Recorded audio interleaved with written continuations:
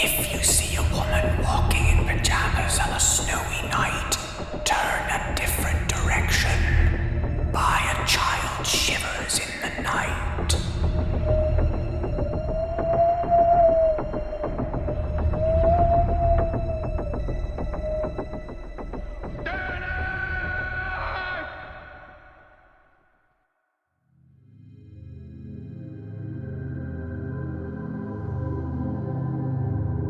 I first encountered the woman on a snowy evening last winter. Actually, it was technically spring, but in the upper Midwest, winter basically lasts until May. It seemed like there was an annual requirement that we got one big final snowstorm in mid-April. This night was actually before that, though. It was sometime in late March when the world had first delved into this COVID lockdown shit. I was out for a late-night walk by myself, just trying to get some fresh air and feel a little bit more normal. Predictably, the streets were empty.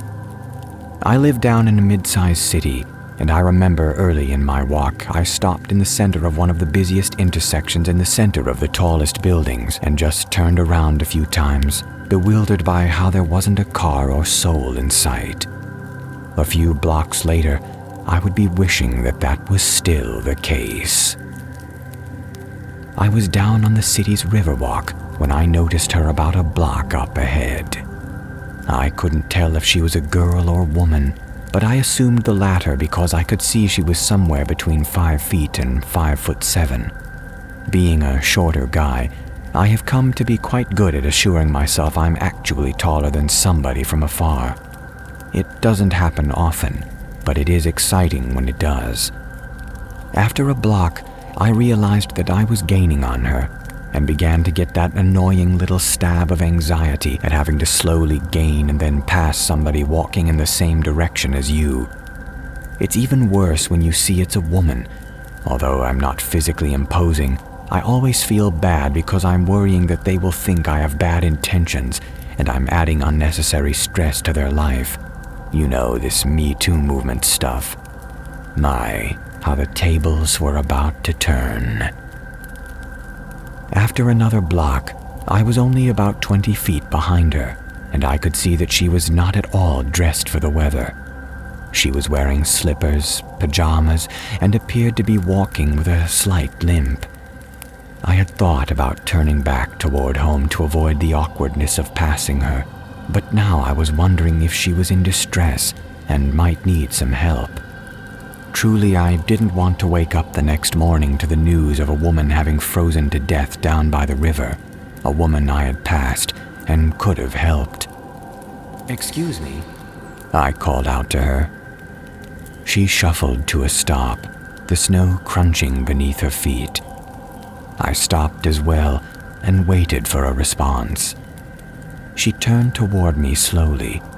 She looked to be about 20, but it was hard to tell given her attire, her matted, wet hair, and the fact that her teeth were chattering so heavily that her face was a constant collage of motion. "Yes," she answered, holding her arms wrapped around herself. "I was just wondering if you needed help. You look pretty cold," I said, trying to smile in a non-threatening way. "I'm not great. I think I'm lost," she responded. "Are you not from around here?" "I am, but I was at a friend's and had to leave. I don't remember why, but now I don't know how to get home." I assumed that she had been drunk and either gotten into a fight with her friend or just walked outside during her blackout and instinctively had been trying to walk home. She told me that she was a student at a university and her friend went to another school. This made sense to me, as our city had 2 major universities, one of which is west of downtown and the other to the north, the direction she was walking. "Well, if you promise you're not conning me, I live a few blocks from here, and I could give you a ride home," I offered, trying to look as little like a serial killer as possible. She hesitated before smiling for the first time and accepting. I gave her my coat and we started walking. About a block later, I noticed that her teeth had stopped chattering, which I attributed to the coat. But there was something I didn't notice until about a half hour later. Her hair wasn't wet and matted anymore. It looked like that of a girl who had just finished blow-drying and straightening it. When we arrived back to my apartment, she returned my coat, but I still hadn't noticed the change in her hair. I admittedly noticed something else, her pajamas, which seemed to be much more form-fitting than they had been down at the river. I'm not proud of myself for noticing that, nor the effect it had on me, but it is what it is. As I started driving, she let out a deep sigh and thanked me again. It was at this moment that I had a strange realization. We had been chatting the whole walk home, but I didn't recall any of the conversation. As I stopped at the first stoplight on our way, I glanced over at her. She was staring at me with a slight smile on her face. "You feeling okay?" I asked stupidly. Her mouth curled into a Cheshire grin, and she cocked her head to one side. "I'm great. I think I'm lost," she said. And then her hair, which I had previously not noticed having changed, morphed back into its matted, wet mess across her face. Her teeth began chattering horribly, to a point where I thought she might actually break a tooth. I pulled over to the side of the road in a panic, but in the moment that I took my eyes off her to execute the maneuver, she lunged at me. I managed to stop the car safely and tried to unbuckle my seatbelt to defend myself, but there was no need. She had lunged, but stopped only an inch from my face. Her eyes rolled up into her face, and her grin somehow widened even further. It was inhuman. Without looking away, I reached behind me and opened my door. I fell back outside onto the snowy road, and another car had to swerve to avoid hitting me or my car door. When I looked back inside my car, it was empty. I sat on the side of the road for about an hour. The passenger door had never been opened. There was no way she could have just slipped away in the split second that I had looked at the passing vehicle. And yet she was gone, like she had never been there. But I knew she had been. There was still some melting snow left behind, snow on the floor of the passenger side. I knew she had been there, but as I sat there, I realized I didn't remember what she looked like. Did she have brown hair? Blonde? Was it wet or dry? Was she wearing flannel pajamas? I could have sworn at one point that she had been wearing a nightgown. Why in the world would she be out in this kind of weather in high heels? By the time I got my wits about me, I barely remembered I was so disturbed at the first place. Some crazy girl had asked me for a ride home and then run off. That was all I really remembered.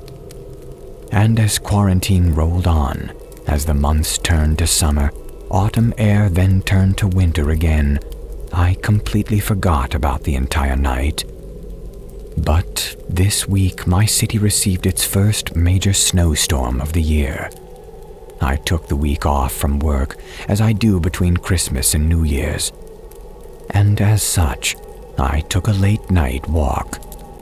It was in the park, about 5 blocks from my apartment, that I saw her. The park itself was dark, but the streetlights from the road that ran beside it illuminated her from far away. In that moment, I nearly collapsed. Every memory of that night last March flooded back into my mind like a torrent of terror. I remembered the initial anxiety, the awkwardness of the introduction, the shameful, increasing desire which I had looking upon her, the fleeting hope that she might invite me in when we got to her place. And then I remembered how she attacked me, but didn't. I intentionally exited the park at the other end and jogged home despite the slippery sidewalks. I had honestly hoped that my memories might fade again, but they didn't. I remembered everything about that awkward, ethically questionable, terrifying night, and I wish I couldn't. One thing I feel confident about is that I haven't seen the last of her. As I jogged home and passed my locked car parked on a snowy side street in front of my apartment, I saw a figure in the passenger seat. Her hair was matted, and it looked like her gaze was following me as I went by. One thing I feel confident about is that I haven't seen the last of her.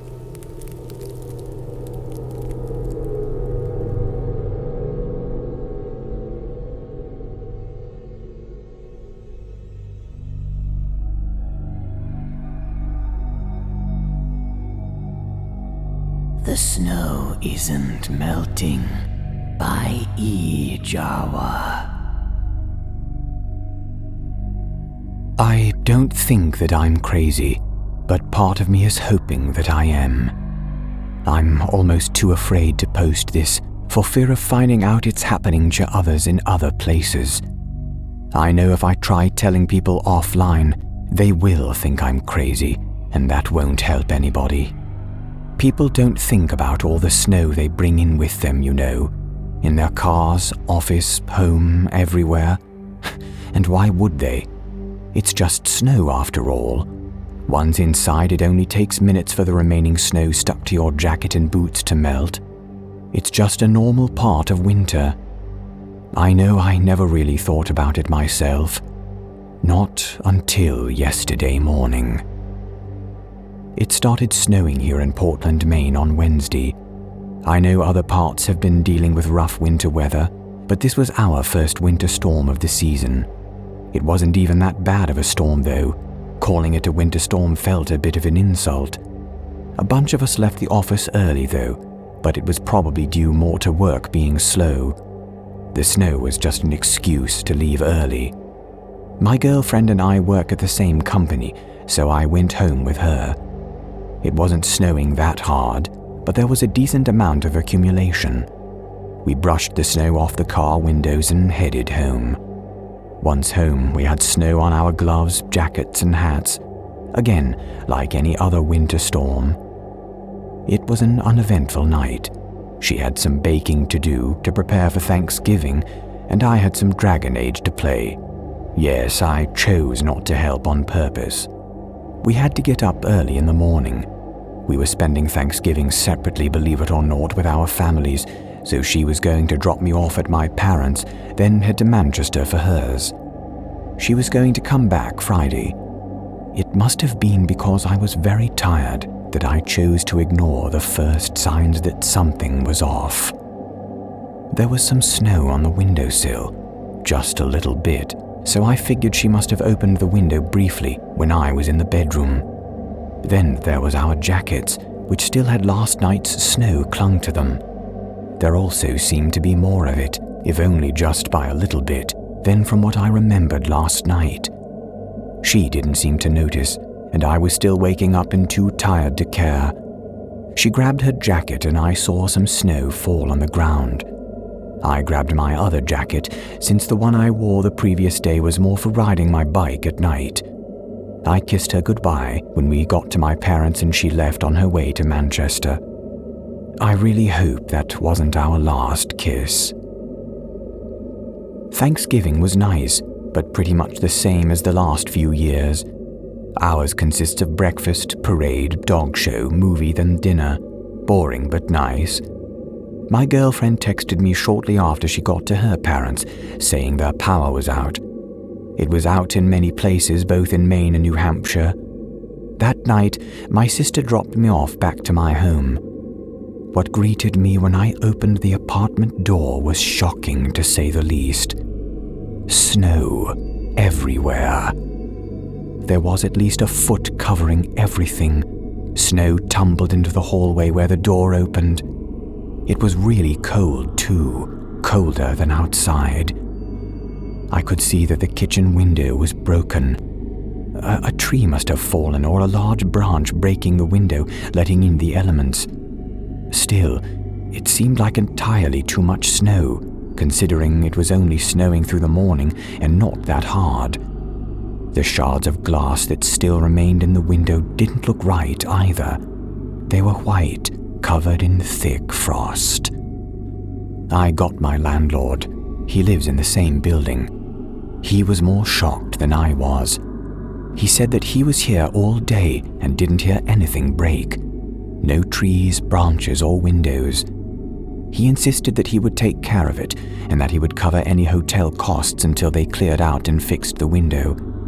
He must have felt guilty about not noticing all day, since he wouldn't accept my help either, and said that he would have someone come and help him. I was tired and worn out, so I didn't argue. I called my sister to have her pick me up, so I could stay at my parents'. I tried calling my girlfriend to give her the bad news, but it was going straight to voicemail every time. She had forgotten to charge her phone the night before, I assumed, so it must have died, and she hadn't been able to charge it yet. I wish I still thought that was the case. I couldn't shake that image of our apartment covered in snow. It didn't seem natural. That was when I remembered about the snow on our jackets.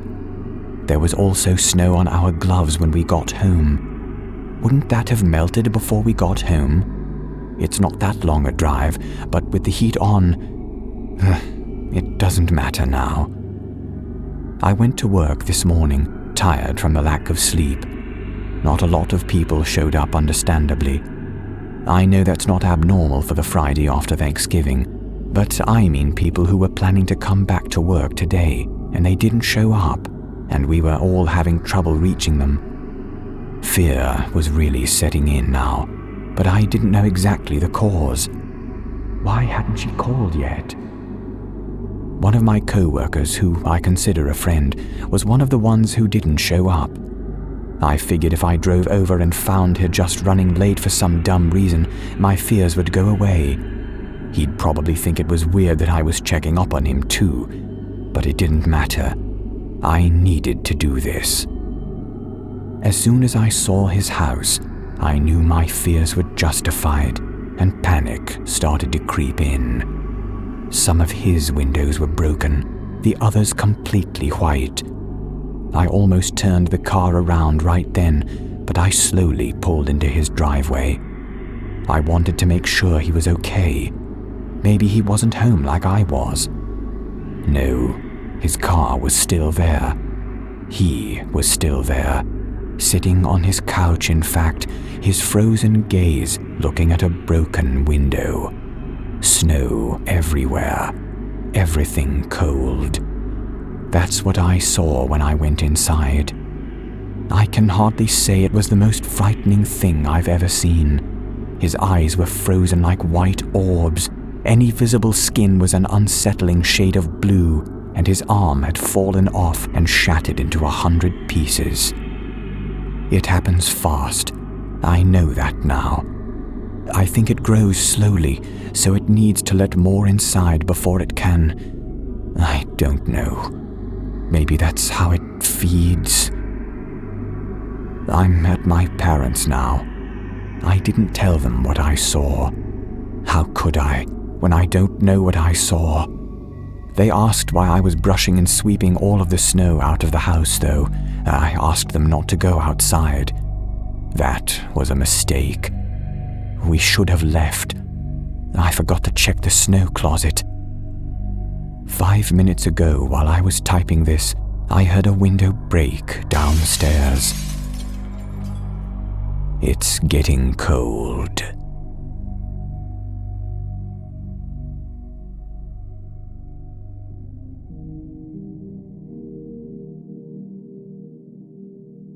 The Cold by Jiggle Physics.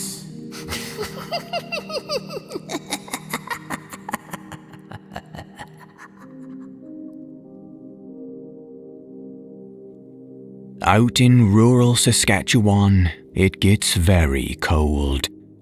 As a 16-year-old boy, I was charged with keeping the fireplace alive during those long winter months, chopping wood and tossing it onto the fire all day long. God forbid my father got home from work to find a pile of smoldering embers. It was on one such winter day that my friend and neighbor Anthony came to visit. I say neighbor, but in reality, he had to have lived something like a mile up the road, our houses separated by a densely wooded area. He arrived in a beat-up Ford truck and had likely borrowed it while his dad was either out or taking a nap. I could count on seeing Anthony at least once a day. He was the only kid my age who actually hung out with me.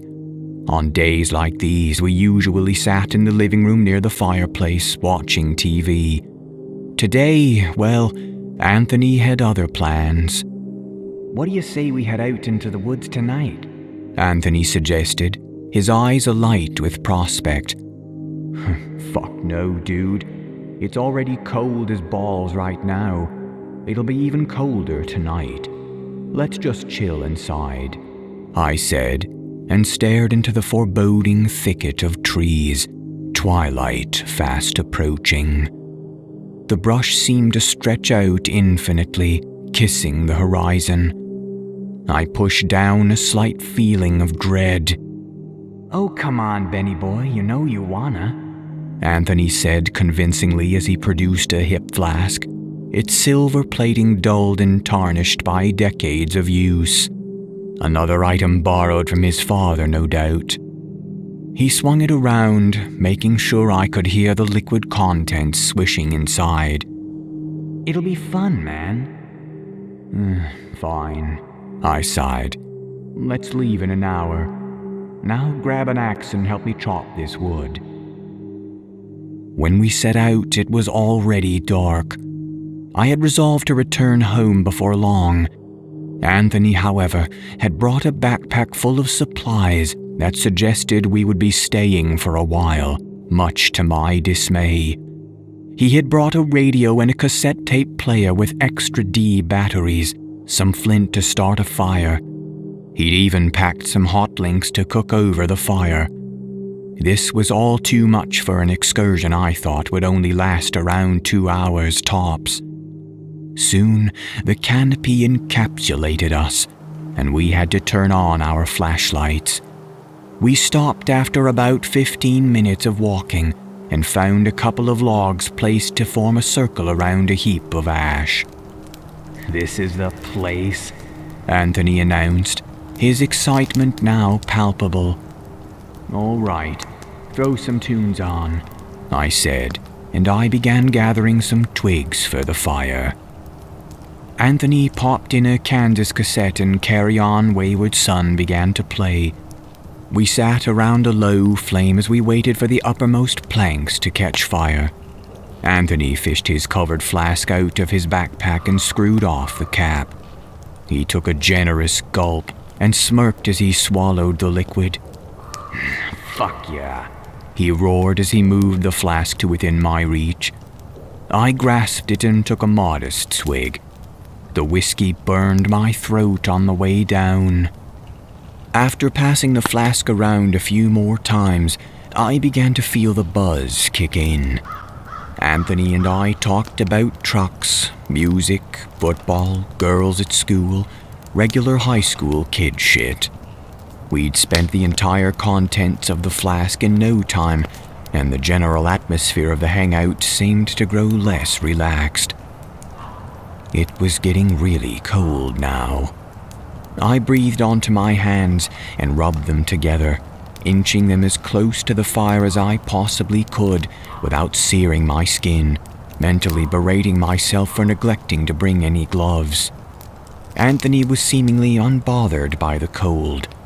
He was up and about, relaying some half-true story of recent sexual encounters. I was even surprised to see that he had taken off his parka and thrown it over the logs. I heard the leaves rustling above our heads, the nighttime wind howling, and the firewood crackling in the fire. All of these sounds coalesced into a great symphony, the woods now awake while the world went to bed. I shuddered. I'm gonna go get more firewood. The flame's getting a little low, Anthony said. Don't worry about it, man, I said, rising from the log I was sitting on. We're out of here anyway. Plus, it's really fucking cold right about now. Ben, don't be such a buzzkill. We can stay a little longer. Sober up before you stumble home and get your drunk ass caught by your folks, Anthony reasoned. No way, I said. That's it for me. You want to stay out here? Go ahead. But I'm gonna go back. I turned to leave, hoping Anthony would cease his efforts and follow me. You're always fucking like this, man. That's why people don't want to hang out with you. I don't even know why I feel sorry for you and come by every day. Anthony spat, the words piercing my eardrums. In hindsight, I should have chalked it up to comments from whiskey, but I took it personally. What made his comments hurt even more was that I believed all those things about myself already. Fuck you, I retorted, like a wounded animal, and tried to walk away. By the time I arrived home, the booze had well and truly worn off and my head was aching something awful. I sat by my own fireplace, stabbing at the wood with an iron poker, watching as the embers shot up each time. After feeling sufficiently warmed, I headed for bed. I went out like a light. I was awoken by a tapping on my window. I got out of bed and pulled the curtains apart. It was all pitch black outside save for the glimmer of the moonlight. It was then that I saw him. It was Anthony, throwing pebbles against my window. It didn't make any sense. He should have long been home in bed. What was he doing out here? I could hardly see him, but he seemed different somehow. Just something about him seemed off. I opened the window. What are you doing, Anthony? I shouted at him, wondering what he was doing here at this hour. Then I noticed it. His skin was a pale blue. His face was gaunt, and his hair had several bald spots, as if it had fully fallen out in chunks.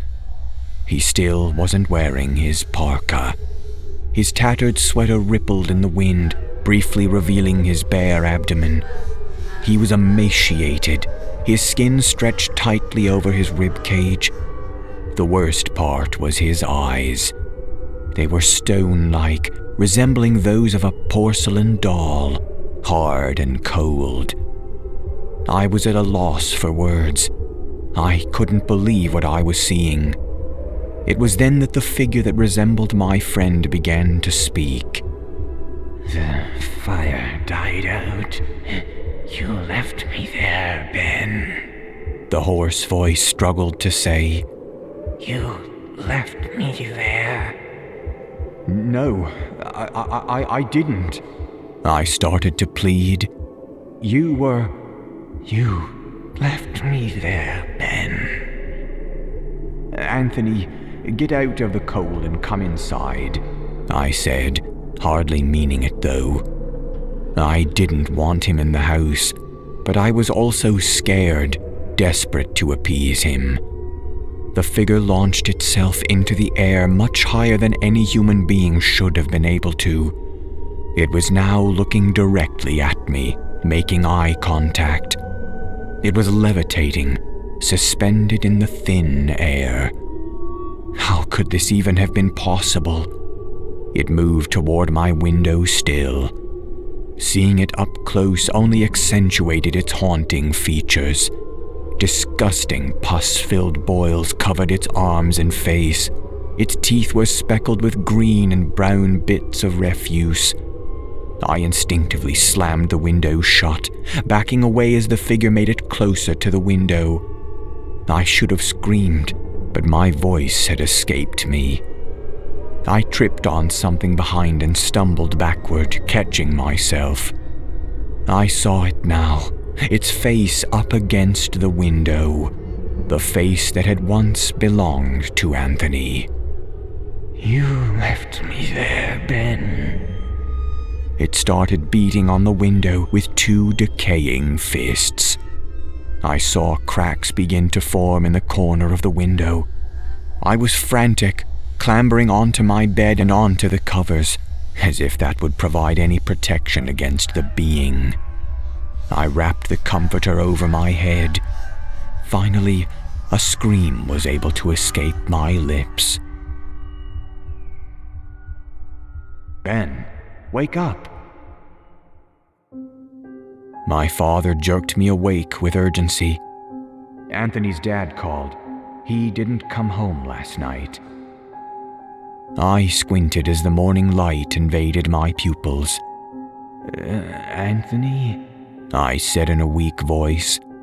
I left him there. Left him where? Demanded Dad. My mind recalled the haunting figure of the night, struggling to disengage nightmare from reality. Where did you leave him, Ben? Before I could even think of what to say, I had already answered the question. I left him in the cold.